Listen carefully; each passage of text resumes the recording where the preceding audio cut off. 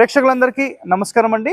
ఈరోజు మనం హైదరాబాద్లో ఎల్బీ నగర్ ఏరియాలో వాస్తు పూజ అండ్ బలి పూజకు సంబంధించి మనకు ఏన్షియన్ బిల్డింగ్ ఆర్కిటెక్చర్లో ఏదైతే చెప్పారో, సో ఇక్కడ మీరు గమనిస్తే ఏకశితి వాస్తు పురుష మండలి ఇక్కడ మొత్తం అబ్జర్వ్ చేయండి ఒకసారి.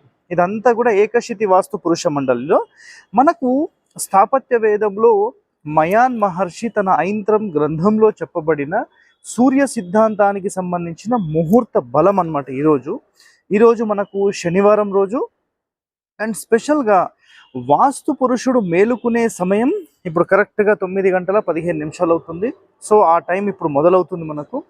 సో ఈ టైంలో గనక మనం భూమి పూజ చేసి కంప్లీట్గా ఇదంతా మొదలు పెడితే అసలు నిజంగా అదొక అద్భుతమైన ముహూర్తం అని మనం చెప్పబడుతుంది.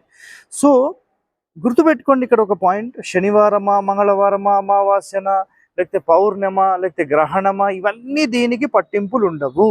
ఏ టైం అయితే వాస్తు పురుషుడు మేలుకొని ఆ టైం యాక్టివ్గా ఉంటాడో ఆ టైం అనేది కేవలం మీకు 18 నిమిషాల కాలం మాత్రమే ఉంటుంది. అంటే మొత్తంలో మనకు గమనిస్తే 72 నిమిషాలు ఇలా ఉంటుందన్నమాట.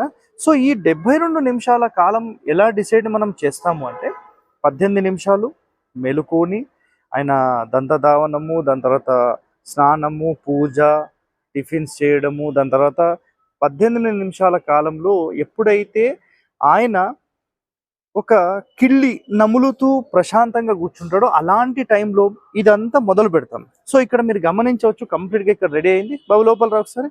సో ఇక్కడ మీకు వాస్తు పూజకు సంబంధించి మనం కంప్లీట్ బీజాక్షర మంత్రాలు ఇవన్నీ ఏమైతే ఉంటాయో ఇవన్నీ కూడా మనం ఇక్కడ రెడీ చేస్తాం. ఇక్కడ మీరు గమనించవచ్చు.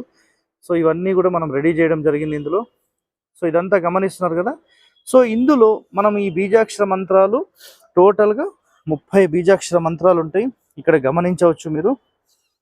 సో బీజాక్షర మంత్రాలు అన్నీ కూడా రెడీ అండ్ సామాన్లు అన్నీ కూడా రెడీ. సో నెక్స్ట్ ఎపిసోడ్ కోసం stay tune to Hari vastu. Thank you అండి.